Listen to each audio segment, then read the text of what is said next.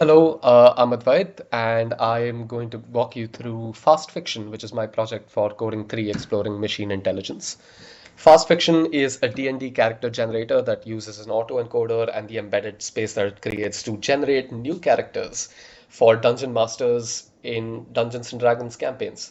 So this is a problem that I've encountered myself a lot of times is when I am a dungeon master playing through a game session, the group often decides to go on a path that I did not write for, and then I have to come up with new characters on the fly.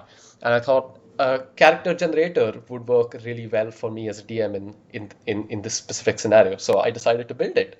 There obviously already exists some character generators on the internet, but these generate characters completely at random, and I've found that a lot of times they don't create the kind of compelling characters at a granular level. For example, where I the kind of characters that I would want as a DM. And so the basic aim of this project was to create a character generator that lets me use the embedded space to create characters that are a specific mold. So for example, if I want an elf musician, I want then I want to create a character by finding out where elves and musicians lie in the embedded space, and then generating a character from there where the computer fills out the rest of the statistics that I needed to generate in order to create a fully fleshed out character. So I'm just going to go through the notebook in this video. Please look at the GitHub submission for a more detailed documentation of my process and my thoughts, my reflection, the limitations of the project, etc. I'm going to go through the notebook in this video, like I said. So the notebook works in a very simple way. In part one, I import all the data as a CSV file. So the data is all normalized values between 0 and 1, except for a few columns, which uses a combination of integer encoding and one-hot encoding and a few other techniques to, to sort of create this data. I created this data sheet based on a data set that I found online. I've linked it on the GitHub. Massive thank you to the original creator of that data set. So here I import the data set that I created as a data frame object, display it just so I can verify I've got all of it in here. So it's 10,894 different unique human-made characters and 31 traits for each character. Then I split them into X-train and X-test. So 80% of the data will be my training data, and then 20% will be my testing data. Then I create the autoencoder model, which is fairly simple. What it is an encoder that has a lot of dense layers, fully connected neuron layers, uh, 10 of them in total, including batch normalization and activation. And the dense layers go in a descending order. So they take an input of the shape n comma 31 and then convert it into n comma 3. So dimensionality reduction. And then the opposite happens in the decoder model where I take a latent vector, which is of the shape 1 comma 3, and then I convert it into something of the shape 1 comma 31 to get a fully fleshed out character. This is a quick summary. I've covered the autoencoder model in more detail on the GitHub. Please do check it out. What I've used to train it is the optimizer Adam. I also tried optimizers such as GSM and sorry, not GSM, SGD, and just simple GD, non-stochastic. And I'm not going to pretend I understand a lot about how each of these function, but Adam is the one that I got the most reliable results from. So that's the one that I went for in the end. I use the loss function MSE because none of my data is, well, not all of my data is categorical necessarily, and none of it is binary in nature. So MSE gave me the best estimation of what the loss is from my data. So after training it, this is the loss over 100 epochs. As you can see, it settles under 0.1 in the end, which I'm very happy about. I saved the model as JSON and the weights as an H5 file. You can find that on the GitHub as well. And then I start playing around with it. So the first thing I want to do is evaluate how I did. So in order to do that, what I'm doing is I'm printing out the original vector at index 981 from the training set. I'm then encoding it using an encoder, and this is the latent vector that I get. And then I'm decoding this latent vector to get a reconstruction of the original vector and then comparing the two. So as you can see, the reconstructed vector is not the same as the original vector, but it does follow a similar pattern. So I'm not entirely happy with the accuracy at which it reconstructs, but that has a lot to do with the training, like the data set that I used for training and the limitations of that data set itself, from what I gathered after I trained all of this. And you can find me elaborating about that in the GitHub. Please do. But as you can see, the original vector, the reconstructed vector follows the same pattern as the original vector, but is not quite as extreme, I suppose, and not completely accurate in every instance. But I'm happy with the result because it still gives me characters that are believable, that are similar to the original data set, and not the same as any character from the original data set. So this is from the training data, this is from the testing data. You can see similar results. What I did was I plotted out the latent space in the form of a 3D scatter plot. So if you can see here, this is not the kind of result that I wanted. Unfortunately, what happened is every time I trained the model, it gave me a different embedded space. So these are a few examples of the kind of embedded space that I got.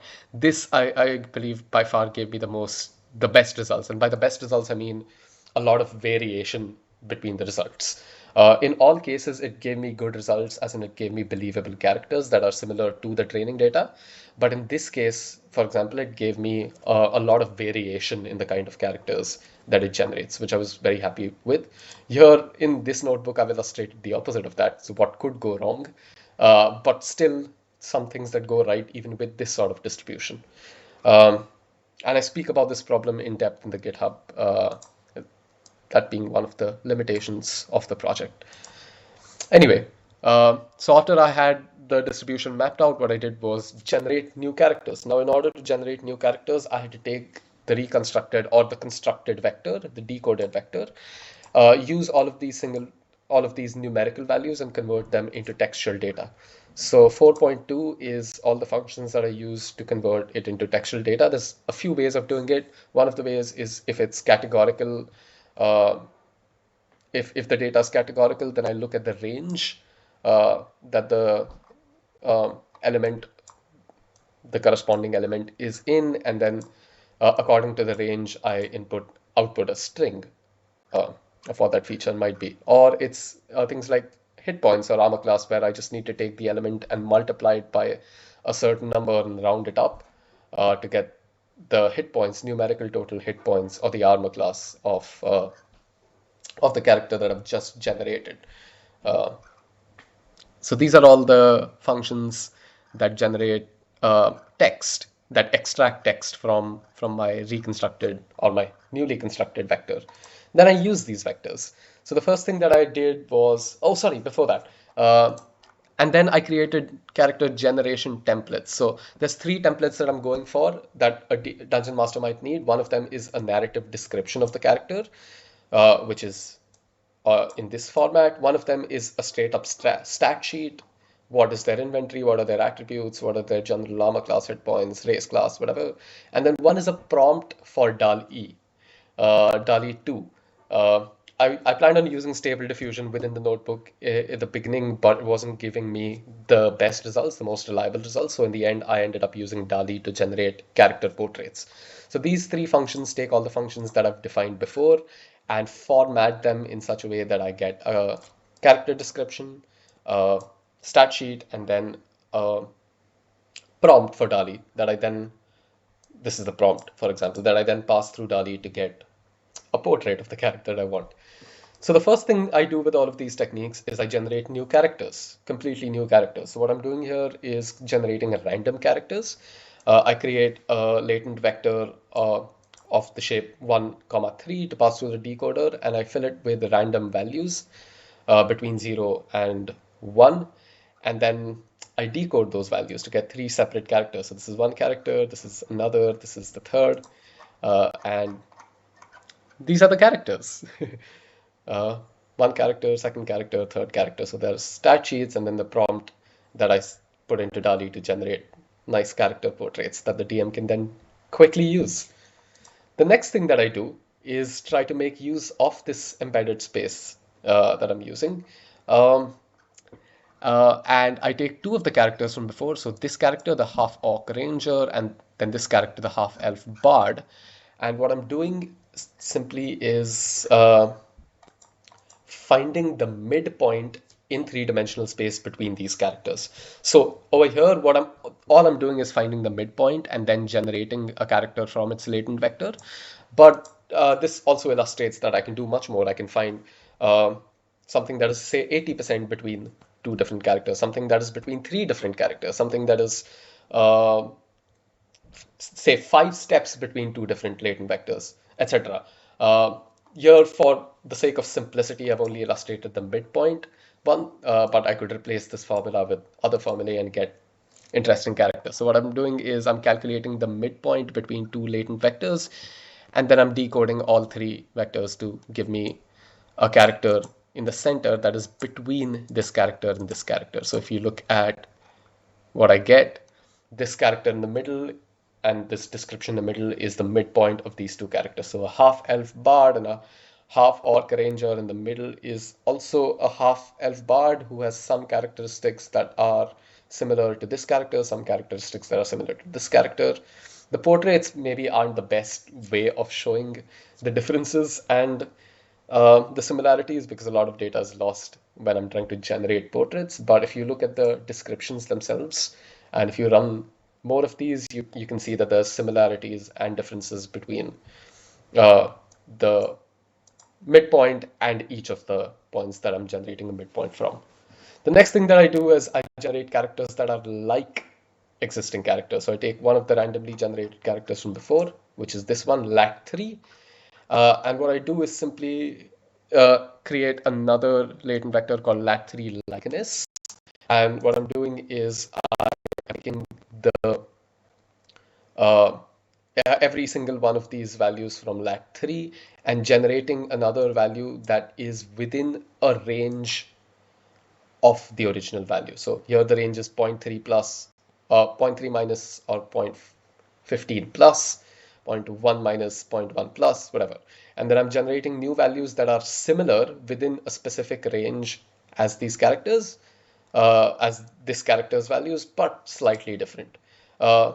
And what I get is this, an elf bard. This is lat3, and then this is lat3 likeness. So you can see there's some differences, like 6 feet, 7 feet, 120 pounds, 117 pounds. Some differences are smaller than other differences, and then there's also some similarities. So their weapon type is the same, their race and class are the same, their money is very, very similar, their hit points are very similar, etc. What I found was the more I increased this range, the more the newly generated character diverges from the original character, which is very obvious. But also, the more disproportionate these ranges are, the more the character varies. So this is an illustration of a character that is quite similar to the original character. So lat3 and lat3 likeness are quite similar to each other. But the more I increase the range in which the randomization happens, and the more I increase the variance in between the ranges for X, Y, and Z, the further the generated character is away from the original character. And I think that's really cool. So this is a way of generating characters like a character, but different enough. And then this is another fun experiment that I did. So when I looked at the embedded space, I found out that, for example, tieflings always tend to have an x value between 0.0 and 0.2 and a y value between 0.75 and 0.9. So if I create a new latent vector which follows those rules and then has a random value in z, I will get a tiefling, as illustrated over here. Or if I want a lawful good character, for example, I know that the z-axis value should be between 0.3 and 0.55. So if I do that and then randomize the other two values, oops, I get a random character that is lawful good. And that's fun. So this tells me that there's a lot of ways in which I can generate a character in a specific mold and then have the computer just fill out the rest of the statistics. So overall, this project was a success. There's a few limitations of the project that are based purely on the kind of data set that I used. And I've discussed those limitations. I thought I would do more justice to discussing them in a textual format where I could get my thoughts together instead of speaking about it. So I've done that in the GitHub. Please do check it out. I'm sorry for the length of this video, but thank you for listening to it. I hope you enjoyed my project. And there's a lot of ways I can improve on it, and I plan to in the future. Thank you so much.